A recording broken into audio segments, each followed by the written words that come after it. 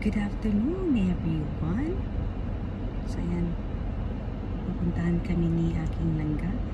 Meron tayong pupuntahan na couples fellowship. So, makikita ko silang ko. Ayan. Talagang nakasunglass pa talaga. Naka-shades pa talaga. Ayan, parang lawyer siya. Attorney no case. Hello, Attorney No Case. Ayan, ang aking driver. Ganda-ganda ng kanyang outfitan. Because kailangan daw tawag nun, you have to maganda daw ang damit.